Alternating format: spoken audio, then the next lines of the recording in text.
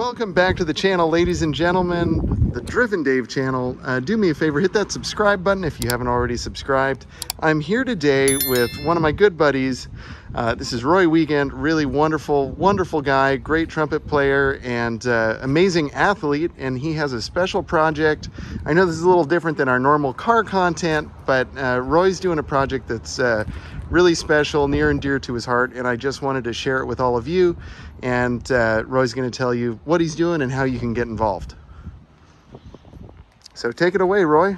Well, Dave, look at the backdrop. I got your Tesla. Oh my gosh, look at that. It's so cool. And this is probably the closest I'll get to this cool car for the next month or so. Because I'm leaving on my bike, and which is what you were alluding to. And it's a fundraiser. It's a solo bike ride for 2,500 miles. Leaving Los Angeles early next month, July. And I'm cycling out to the Navajo Nation, New Mexico. And that is what the charity is for. It's called the Navajo Water Project. I'm trying to raise enough money, $25,000, which ties in with the 2,500 miles. And we're trying to fund 5 Navajo homes with clean water and solar power. These are people that are living without sinks or toilets. This is in our country, folks. So 1 out of 3 Navajo live like this. It's kind of an injustice, it seems to me. And I really believe in what the Navajo Project does. So I think you're going to post a link if people want to help. 100% of the money goes to the reservation for these water projects. It's tax deductible. The folks at the Navajo Water Project are wonderful stewards of the money. Your money goes where it's needed.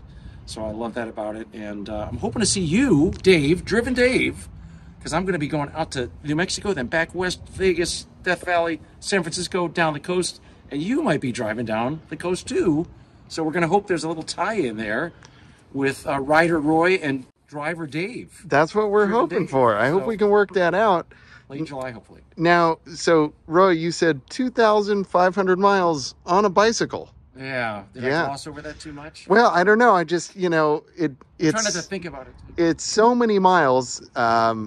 It's kind of just incomprehensible. And this is in the summer too. Yeah. And it's hot out there, right? I do know it's hot. I did a good chunk of this ride 2 summers ago, one way out to the reservation, and got a ride back. Yeah, but now I've really lost my marbles, and I'm going to ride my bike, just do a big circle. Yeah. But I like the challenge. I'm sort of a marathon or ultra running and ultra cycling distance junkie. And this is as close as I get to, I guess, having a beer and getting plastered. So this guy could get my kicks this way. I don't advise it for everybody. But I grew up in Las Vegas. My dad was a musician up there for many years. So I don't know, delivering pizzas in the summer with no air conditioning in a car, my high school job, I think that gave me the special powers of dealing with desert heat. Let's see. Hope it serves me well. Wow. Well, Roy, that is truly extraordinary. You're doing amazing work. So if you want to check out what Roy's doing, like I said, there's going to be a link in the description.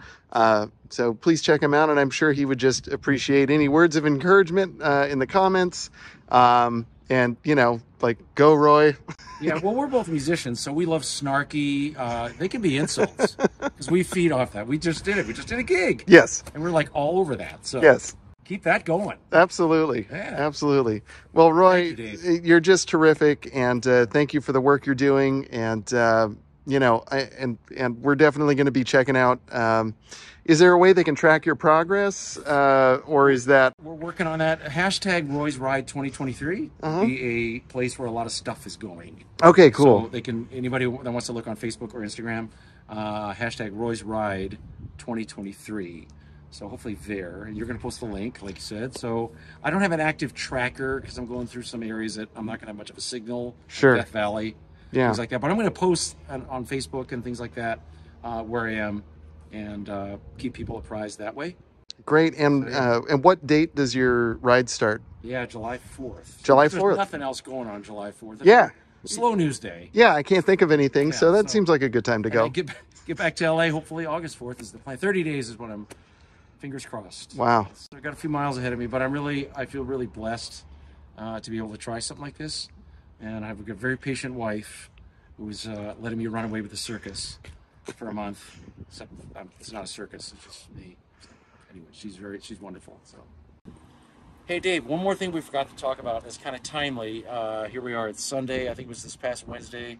The Supreme Court ruled against, they threw out a lawsuit that the Navajo Nation had filed against the federal government to get more water rights for the reservation. So this ride kind of all of a sudden takes on maybe a little more relevancy to a lot of people that had no idea about they call it water poverty on the reservation. So this is very, it's in the news right now. So I'm hoping that President Biden and Congress sees the injustice. This has been going on for 150 years. They keep telling the Navajo to come back and we'll try again, Well, it's not happening that way. So the law needs to be changed at this point. So it's up to the president and Congress. I'm hoping that maybe with it in the news this way, with that Supreme Court decision, the lawsuit being thrown out, that there's eyes now on the president and Congress to get some change going. It's not positive. We do change laws in this country. We get to slavery, voting rights, things like that. So it's doable. We just got to get some backbone from our leaders. So yeah. Thanks, Dave. Well, great. Well, we'll keep our fingers crossed for that. And I mean, it's just really just unbelievable.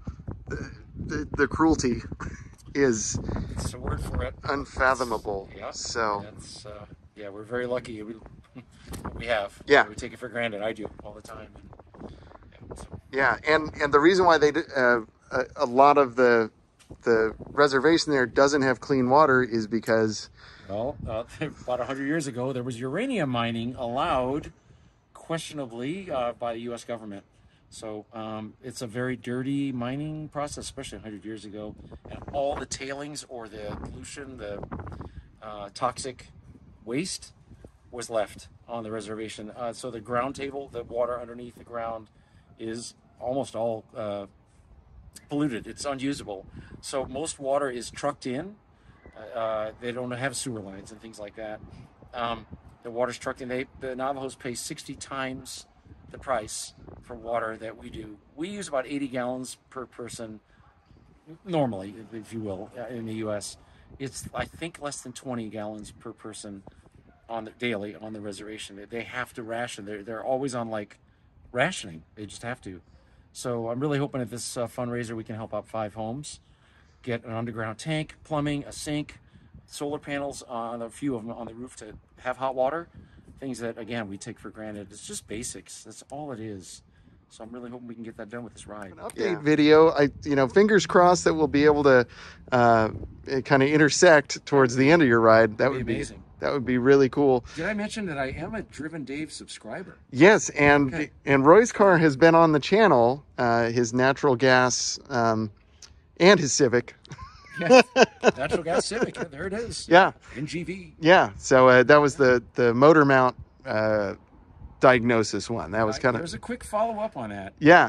In a nutshell, I don't want to drag on too much here, but I did, because out of desperation, I bought a set of mounts at O'Reilly's. Sorry, and I'm Irish too, but I'm going to trash out. The parts were terrible. I literally I returned them when the Honda part. I couldn't get a Honda motor mount set. So you and I were talking, and you were like, "Dude, at least there's O'Reilly."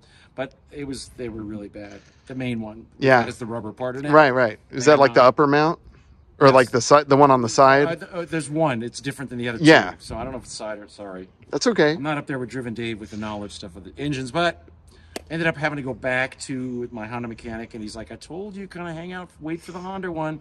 But all's good. Credit to O'Reilly. They gave me my money back. So good to hear. That's cool.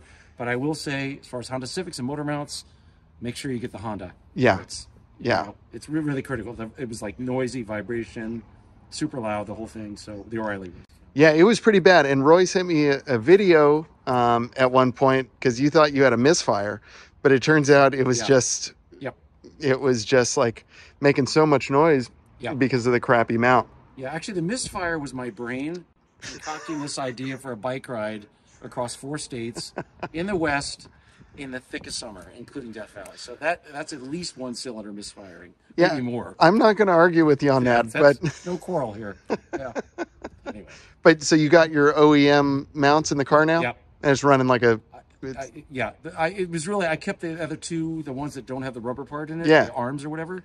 The O'Reilly ones, I kept those. Those are fine. Yeah. So I just put the Honda OEM, like you said. Yeah. Back in. It's great now. Oh, it's like a new car. 170,000 miles. It's running like a top. Yeah. You never know, you never think about what that's going to do for how the car drives. Right. But it really smooths it out in a big way. Credit to Driven Dave, because I was like, oh, I don't know what's going on, and we were on a gig and Yep. popped the hood, and you saw it right away. Yeah. Sat in it, drove it, felt it, and it literally you saw the engine kind of moving. Right? Yeah, that's what it was. So silly me. I'm like, oh, don't all engines move when you press the gas? I don't know. It doesn't work that way on a bike. So what? Yep. But I've seen worse. So yeah. Yeah. All well, so it ends well. So yeah. It ends well. So thanks Great. for that.